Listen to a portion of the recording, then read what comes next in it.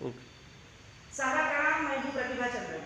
हम बात कर रहे हैं कोविड की और कोविड की तीसरी लहर की। आप जानते हो कि पुणे शहर हमेशा से कोई भी वायरस आता है तो एक हब बन गया है जहां पर ज्यादातर केसेस आते हैं। ओमाइक्रॉन का भी महाराष्ट्र का पहला मरीज पुणे में ही मिला था। अब सवाल यह है, प्रशासन चाहता है कि जिस तरह से कॉलेजेस शुरू हो गए हैं उनको बंद कर दिया जाए। 2 दिन पहले हमारे जो मंत्री है, उच्च शिक्षा मंत्री उदय सामंत जी, उन्होंने ये घोषित किया था कि सभी कॉलेजेस 15 फरवरी तक बंद रहेंगे। हम इस वक्त है रानडे इंस्टीट्यूट में पुणे के, जो कि पुणे एसपीपीयू का एक हिस्सा है, और हमारे साथ में ये छात्र जो जर्नलिज्म का डिप्लोमा यहाँ पर कर रहे हैं। आइए जानते हैं इनसे कि इनको इस बारे में क्या कहना है। हमारे साथ यहाँ पर एक छात्र है कि वो क्या कहना चाहती है इस पूरे मामले में।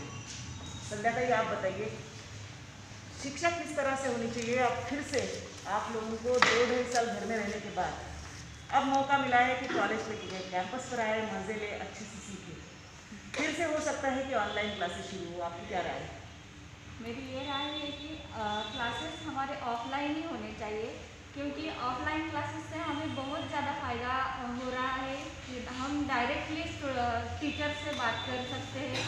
हमारे जो क्वेरीज होते हैं वो भी हम अच्छे से समझ पाते हैं, जो कि ऑनलाइन में हमें ज़्यादा अच्छे से समझ नहीं आ रहा था।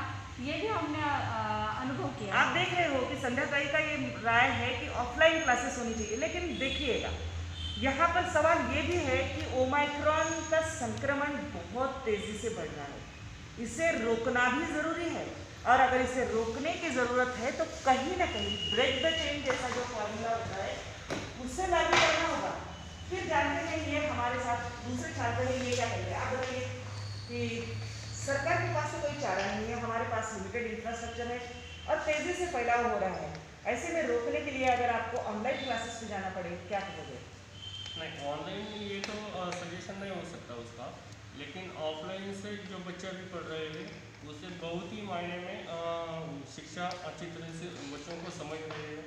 ऑनलाइन में कुछ समझ में नहीं आ रहा था सभी बच्चों को, कोई लॉगिन करता था, कोई कहा जाता था, मालूम नहीं होता था। लेकिन अभी जो है ऑफलाइन से सभी बच्चों को अच्छी तरह से शिक्षा मिल रही है। लेकिन सवाल देखिएगा, सवाल यहाँ पर सेहत का है, जनता की सेहत का है। आप क्या कहोगे कि